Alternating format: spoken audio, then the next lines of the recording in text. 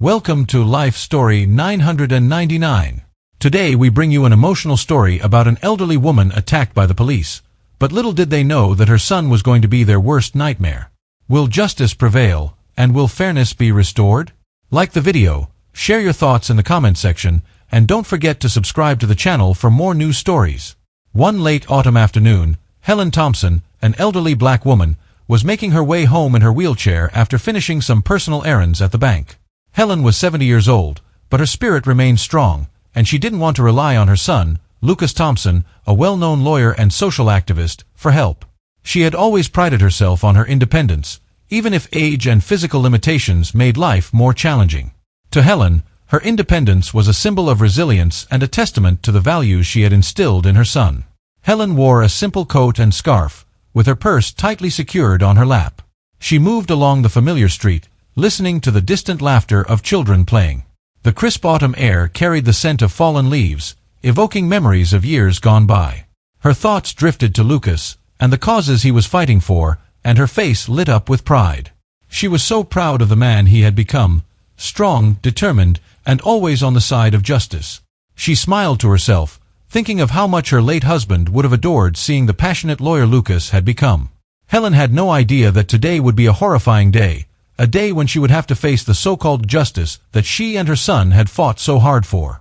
She had navigated these streets countless times before, but today, fate had something entirely different in store for her, something that would test not just her resolve, but the very foundation of her faith in the justice system. As Helen reached a quiet street near her home, two white police officers suddenly appeared. Their presence was abrupt, and their expressions were cold and threatening. Helen felt a wave of unease wash over her, but she kept moving, hoping they would simply pass by. Unfortunately, they did not. As soon as they saw her, something dark crossed their expressions, a mixture of suspicion and disdain. One of them, a tall officer with a shaved head, stepped toward her and barked at her to present her ID. His voice was laced with authority and impatience. Helen, startled by the abrupt demand, looked up at them with confusion. "Excuse me, officers," she asked politely, trying to maintain her composure. The shorter officer, whose face was set in a stern frown, took a step closer, his hand resting on the handle of his baton.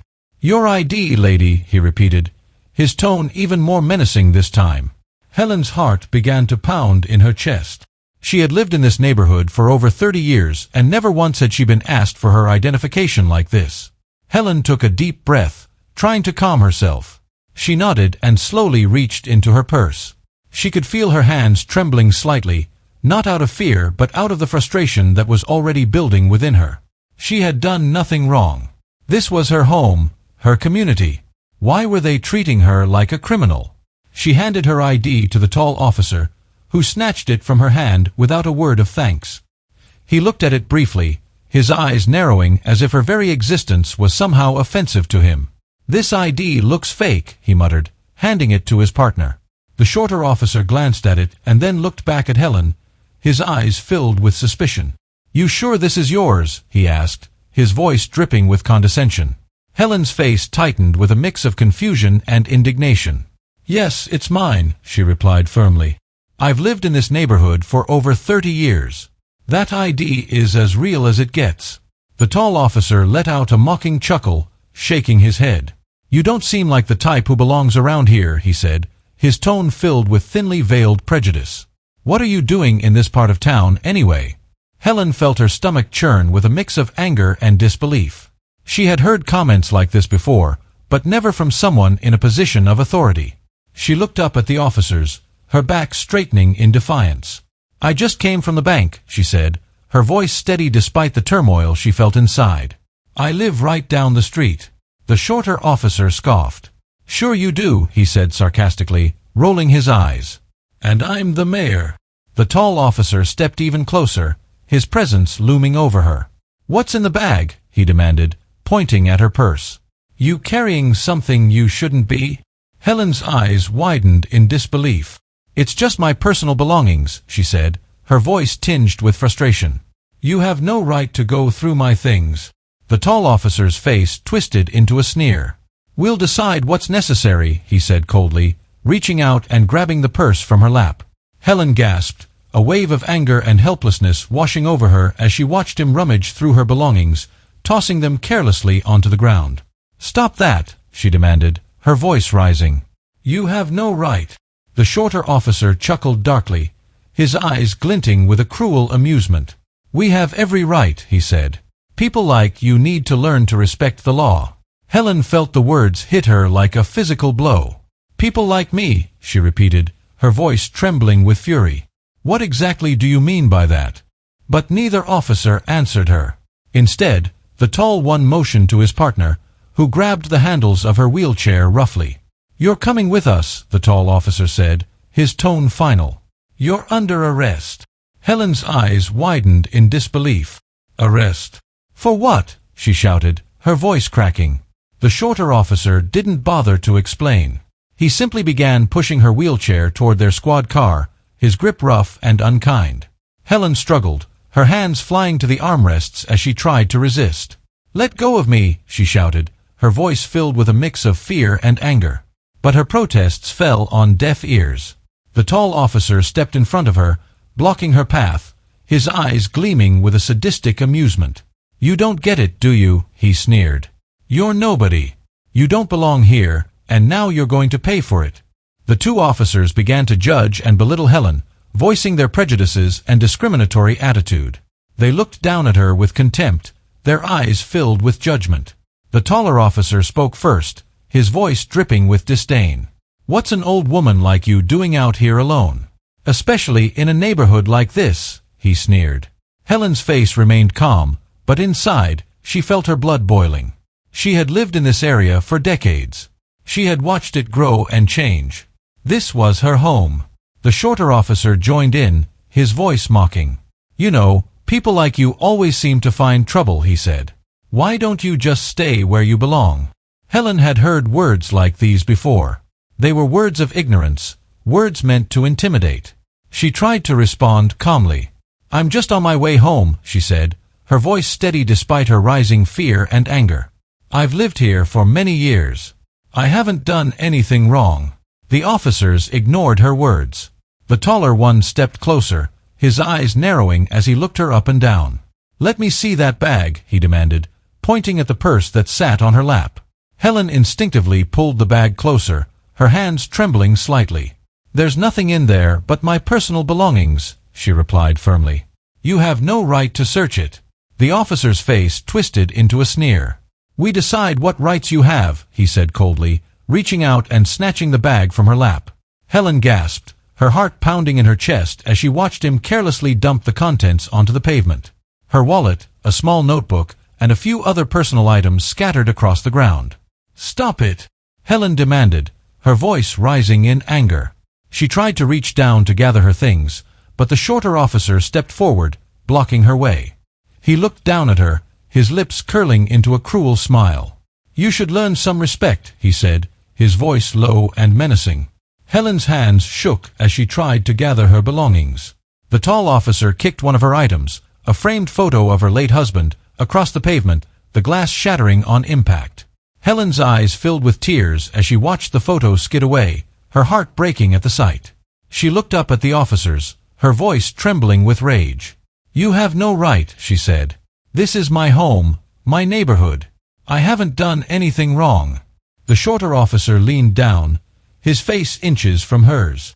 "You think we care about your rights?" he sneered. "People like you don't get rights." Helen felt a surge of fear and fury. She could feel her heart pounding, her breath quickening. She had faced challenges in her life, but nothing like this, nothing so openly hateful, nothing so unjust. She clenched her fists, her voice shaking as she spoke. "I know my rights," she said, her eyes locking onto the officers. "I will not be intimidated by you." The taller officer let out a dark chuckle, shaking his head. "Looks like we got ourselves a fighter," he said, glancing at his partner. He grabbed the handles of her wheelchair and yanked it backward, jerking Helen roughly. She winced in pain, her body jolting from the force. "You're under arrest," he declared, his voice cold. "And resisting won't make it any easier for you." Helen's eyes widened in disbelief. "Under arrest? For what?" she shouted. Her voice was loud now, filled with both fear and defiance. I haven't done anything wrong. You can't do this. But her words fell on deaf ears.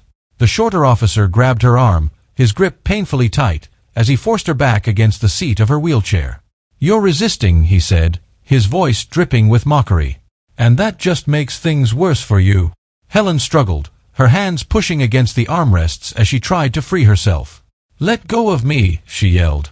She could feel her strength fading, her heart pounding painfully in her chest. But the officers didn't stop. They seemed to feed off her desperation, their faces twisted with cruel satisfaction. Suddenly, the taller officer's patience ran out. He raised his hand and struck Helen across the face, the blow landing with a sickening crack. Helen's head snapped to the side, her vision blurring as pain radiated through her. She felt herself slump in the wheelchair, her body too weak to fight back. The metallic taste of blood filled her mouth, and tears stung her eyes as she struggled to remain conscious. The shorter officer laughed, the sound echoing in the quiet street. That's what you get, he said, his voice filled with malice. He grabbed her by the shoulders and tried to lift her from the wheelchair, but Helen's body refused to cooperate. Her legs felt like lead, her head spinning from the pain. She felt herself slipping, her vision darkening as she was dragged toward the police car. The officers had no intention of stopping.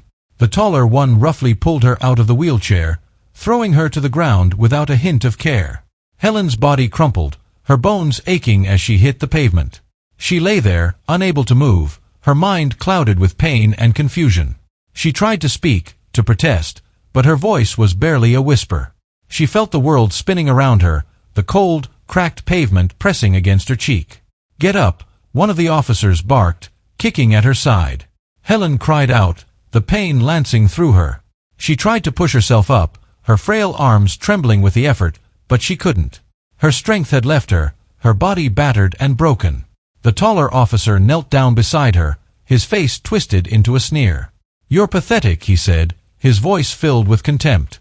He grabbed her arm, pulling her roughly to her feet, and she cried out again, the pain almost unbearable. He forced her toward the police car, shoving her inside with a brutal force that made her gasp. Helen lay across the back seat, her body too weak to move. She could feel her heart pounding, her breath coming in short, ragged gasps. She closed her eyes, tears slipping down her cheeks as she tried to gather her thoughts.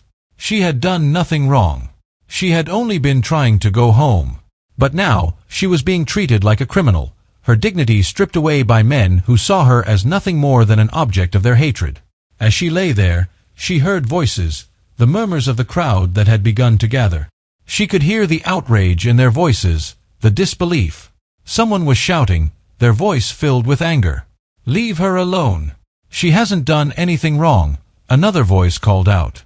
Helen opened her eyes, her vision still blurry, and saw the faces of her neighbors, their eyes wide with shock and horror.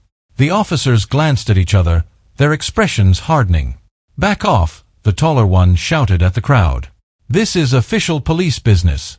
But the crowd didn't back off.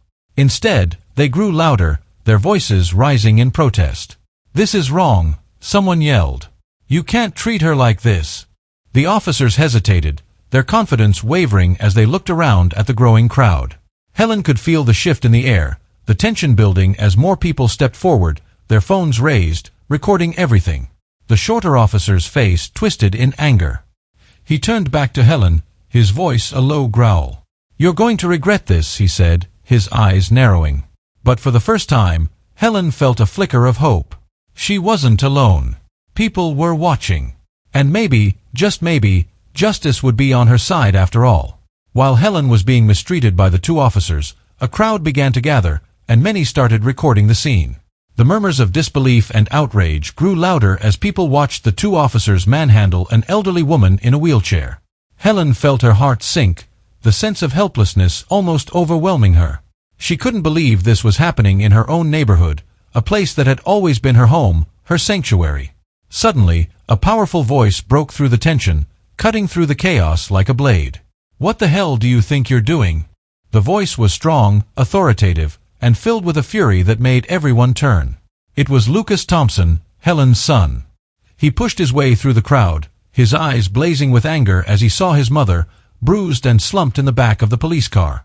Lucas was a well-known lawyer, respected for his dedication to justice and his unyielding will in the face of adversity. Today, though, he wasn't just a lawyer. He was a son, witnessing his mother being treated in the most inhumane way possible. His heart pounded as he took in the scene, his mother's belongings scattered across the pavement, the shattered frame of his father's photo, and the two officers, their faces twisted with smug arrogance. "Get away from her!" Lucas shouted, his voice carrying an authority that made the officers hesitate for a moment. He strode towards the car, his hands balled into fists at his sides. The taller officer, who had just been gloating over Helen, turned to face Lucas, his sneer faltering slightly. "Sir, you need to back off," the officer said, his voice attempting to maintain control, but there was a hint of uncertainty now. Lucas didn't flinch. He stepped closer, his gaze fixed on the officer. "That's my mother you're assaulting," he said, his voice low and dangerous.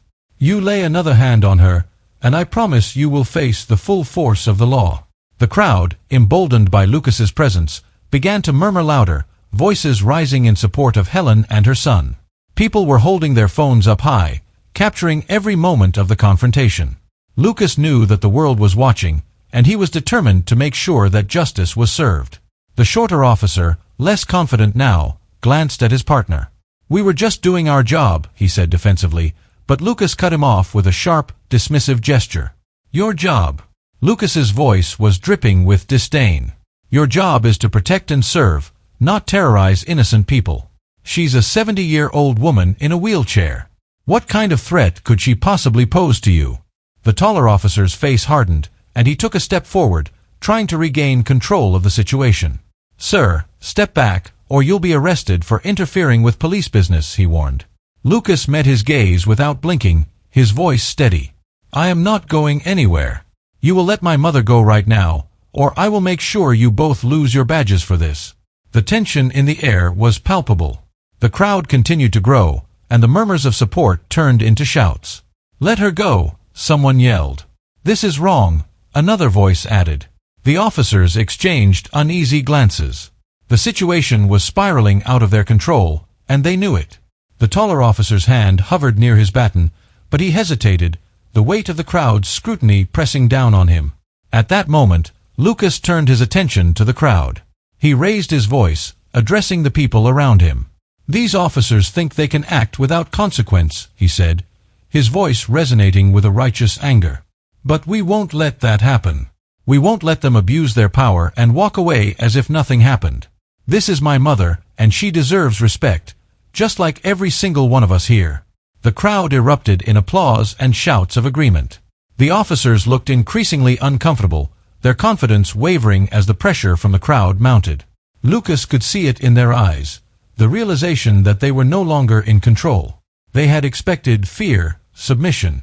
Instead, they were met with resistance, with a community standing together against their abuse of power.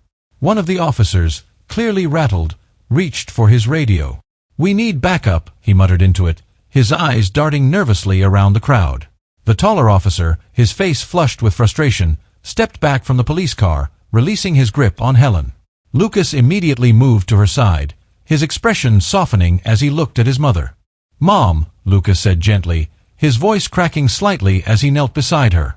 He reached out, his hands trembling as he touched her arm, his eyes filled with worry. "Are you okay?" Helen looked up at her son, her eyes welling with tears. Despite the pain, despite the humiliation, she managed a faint smile. "You came," she whispered, her voice barely audible. "I knew you'd come." Lucas swallowed hard, his heart aching as he saw the bruises on his mother's face, the tears in her eyes. He turned back to the officers, his expression hardening once more. "You two are done here," he said, his voice cold. "You will not touch her again. And believe me, I will see to it that you answer for every single thing you've done today." The supervising officer finally arrived, pushing his way through the crowd. He was an older man, his face lined with stress, and he immediately assessed the situation. "What's going on here?" he demanded, his eyes darting between Lucas, the two officers, and the crowd. Lucas stood up, his posture rigid with anger. "What's going on is that your officers assaulted my mother without cause," he said, his voice unwavering. "I want them removed from duty, and I want an investigation into this incident." The supervisor looked at the two officers, his expression grim. He could see the writing on the wall, the phones recording, the angry faces of the crowd, and Lucas Thompson, a lawyer who was not going to back down. He nodded slowly.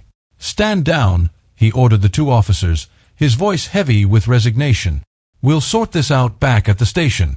The two officers reluctantly stepped away, their faces pale and their arrogance gone. Lucas watched them, his jaw clenched, as they retreated. The crowd began to cheer, their voices rising in triumph. Lucas turned back to his mother, his heart swelling with both pride and pain. He knew that this wasn't over, not by a long shot.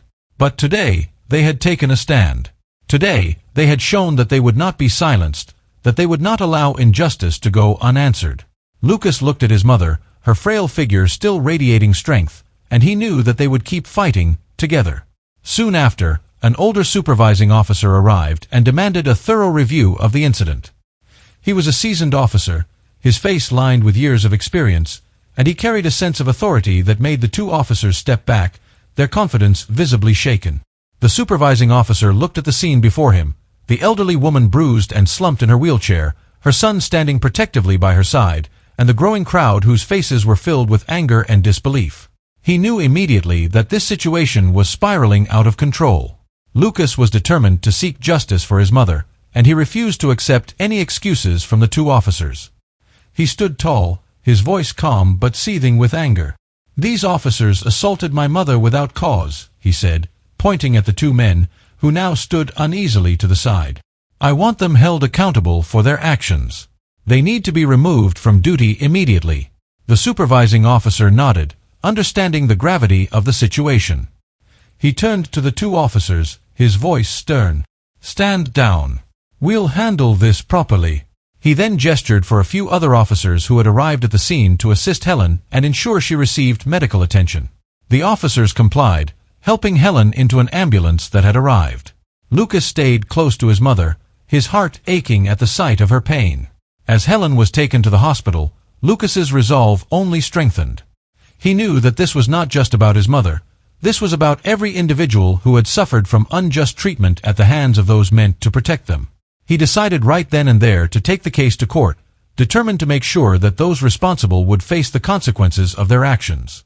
The next day, Lucas began building the case. He reached out to witnesses who had been present during the incident, and he gathered video evidence that had been recorded by bystanders. The videos were powerful, showing the officers' aggression, their blatant disregard for Helen's dignity, and the way they had used excessive force against an elderly, disabled woman. Lucas knew that this footage would be key in ensuring justice was served. Lucas also reached out to the media, determined to bring attention to what had happened. News outlets picked up the story, and soon it was being broadcast across the country. People were outraged. How could something like this happen to an elderly woman in her own neighborhood? The public support for Helen grew rapidly, with many people demanding accountability and reform within the police department. The incident had struck a nerve, sparking debates about police conduct and the treatment of vulnerable citizens. As the trial approached, Lucas spent long hours preparing. He worked tirelessly, determined to ensure that the officers would not escape accountability. He gathered witness statements, medical reports detailing the injuries Helen had sustained, and expert testimonies on proper police conduct. He left no stone unturned. Helen, still recovering from her injuries, watched her son with pride. She knew how hard he was fighting for her, and for the countless others who had faced similar injustices. When the trial finally began, the courtroom was packed. The atmosphere was tense, and the eyes of the public were on this case. The two officers sat at the defense table, their expressions now devoid of the arrogance they had displayed that day. They looked uneasy, aware that the world was watching and that their actions had been laid bare for all to see. Lucas stood before the jury, his presence commanding, his voice strong and unwavering. "Ladies and gentlemen of the jury," Lucas began, his eyes scanning the room, "what you are about to see is not just a case of police misconduct. It is a violation of the very principles of justice and humanity. My mother, a 70-year-old woman, was treated like a criminal, assaulted without cause, and humiliated in front of her own community. This is not how we protect our citizens. This is not how we serve the people." He then presented the videos, playing them for the jury and the audience in the courtroom. The footage was damning. The jury watched in silence as the officer's cruelty was displayed on the screen. The courtroom was filled with gasps, murmurs of disbelief, and even tears as people watched the brutality unfold. Lucas then called upon witnesses, neighbors, bystanders, and even some of the individuals who had filmed the incident. Each of them testified to what they had seen, their voices filled with a mix of anger and sorrow. The defense tried to argue that the officers had been acting in the line of duty, that they had believed Helen posed a threat. But Lucas was relentless. He dismantled their arguments piece by piece, pointing out the absurdity of claiming that a frail, elderly woman in a wheelchair could have been a threat to two armed officers. He highlighted the officers' discriminatory remarks, their unwarranted aggression, and the blatant abuse of power. The medical reports further proved the extent of the harm they had caused, both physical and emotional. After several days of testimony, the jury deliberated. It did not take them long to reach a verdict. The officers were found guilty of assault and misconduct. The judge sentenced them to prison time, and Lucas felt a sense of justice finally being served. It wasn't just about punishment. It was about sending a message that such behavior would not be tolerated, that those who abused their power would be held accountable. But for Lucas, the fight wasn't over. He also filed a lawsuit against the police department, demanding systemic changes. He wanted to ensure that no one else would have to endure what his mother had gone through. The pressure from the media and public support forced the police department to act. They agreed to implement reforms, mandatory sensitivity training, stricter oversight of officer conduct, and new policies aimed at protecting vulnerable populations. It was a step in the right direction, and Lucas felt a glimmer of hope that real change might come from this. After the trial ended, Helen met with Lucas. She could see the anger still simmering in his eyes, the resentment he held for what had happened. She reached out, placing a gentle hand on his arm. "Lucas," she said softly, her voice filled with the love only a mother could have, "you did it. You got justice. But now, it's time to let go of the anger. Justice has been served, and we can't let hatred take over our lives. Forgive them, son, and find peace for yourself." Lucas looked at his mother, his heart heavy. He had fought so hard, and the anger had fueled him through every step. But as he looked into his mother's eyes, he saw the wisdom there, the strength that had always guided him. He nodded slowly, though it wasn't easy. "I'll try, Mom," he whispered. "For you, I'll try." A few days later, Lucas arranged to meet with the two officers. It was not an easy decision, but he knew it was the right one. They met in a small room, away from the cameras and the public eye. The officers looked different now. There was no arrogance, no defiance. They looked remorseful, their eyes downcast as Lucas entered the room. One of the officers spoke first, his voice shaky. "Mr. Thompson, we want to apologize. We know what we did was wrong, and there's no excuse for it. We are truly sorry for the pain we caused your mother, and you." The other officer nodded, his eyes glistening with unshed tears. "We let our prejudices cloud our judgment, and we failed in our duty to protect. We promise you, we will never make the same mistake again." Lucas listened, his heart heavy. He could see the sincerity in their eyes, the regret that weighed on them. He took a deep breath, his mother's words echoing in his mind. "I appreciate your apology," he said finally, his voice steady. "What you did was wrong, deeply wrong. But my mother taught me that forgiveness is powerful. I hope you both take this opportunity to change, to be better, and to serve the community as you should have from the start." The officers nodded, gratitude visible on their faces. It was a moment of closure, not just for Lucas, but for them as well. It was a chance to start anew, to learn from their mistakes, and to become better people. As Lucas left the room, he felt a sense of release. The anger that had consumed him was beginning to fade, replaced by something else, hope. Helen and Lucas returned to their community, and they were welcomed with open arms. Their story had become a symbol of resilience, justice, and the power of forgiveness. The community, once divided by fear and mistrust, now stood united, inspired by Helen's strength and Lucas's determination. And as they moved forward, they knew that they had made a difference, not just for themselves, but for everyone who believed in justice, equality, and the power of compassion. For his part, Lucas knew this was not the end but the beginning of a larger fight. He held press conferences, advocating for justice and reforms in the legal system. He spoke passionately, his voice reaching the ears of those who had the power to make a difference. Each word was filled with the strength of his convictions, and each time he stood before the cameras, He thought of his mother, of her bruised face and the pain she had endured. However, thanks to Helen's compassion, Lucas realized that his goal wasn't just to punish those who had wronged her, it was to create lasting change. It was not about revenge. It was about transforming pain into something constructive, something that could protect others from facing the same injustices. Lucas made it his mission to demand accountability and change. He began working with community leaders, civil rights groups, and local activists. He knew that his mother's case was just one of many, and he was determined to be a voice for those who had none. He called for an overhaul of police training programs, emphasizing the importance of empathy, compassion, and respect for every individual, regardless of their background or circumstances. His goal was not just reform but also a complete transformation of the way law enforcement interacted with the communities they served. The media followed his every move. They were intrigued by the story of a lawyer who had faced such a personal tragedy and yet was using it as a catalyst for change. They captured the essence of his journey, the determination, the heartbreak, and the unwavering love for his mother that pushed him forward. In every interview, Lucas spoke about the need for understanding, the importance of treating people with dignity, and the necessity of a justice system that worked for everyone. He became a beacon of hope for many, and his message began to resonate with people across the nation. Although Helen was still recovering, she continued to stand by her son and support him. She attended some of his press conferences, her presence adding a powerful emotional weight to his words.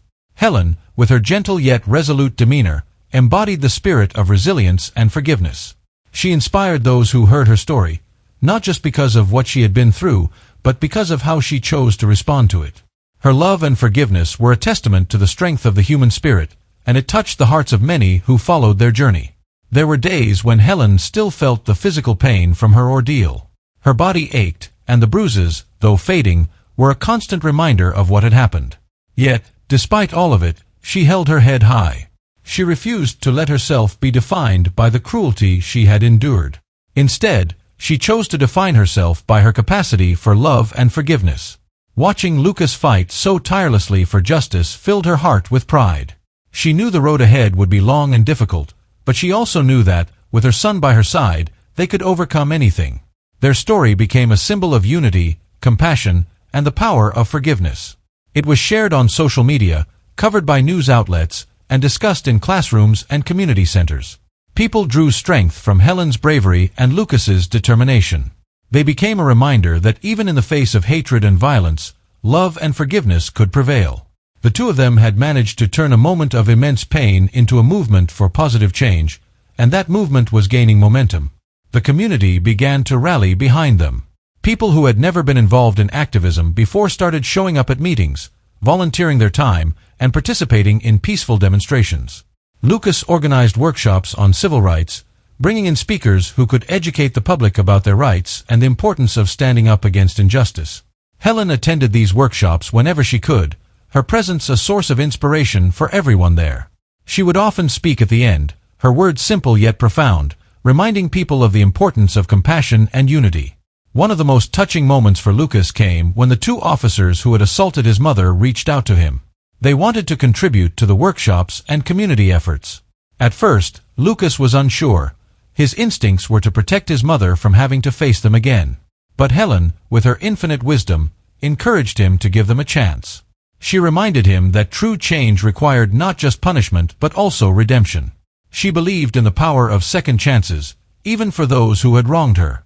Lucas agreed, and the two officers came to one of the community meetings. They stood in front of the crowd, their faces filled with humility and remorse. They spoke about their mistakes, about the prejudice that had clouded their judgment, and about their commitment to being better officers. They apologized again to Helen, their voices cracking with emotion. Helen listened, her eyes kind but unwavering. She accepted their apology, and in that moment, the room seemed to exhale, a collective sigh of relief and hope.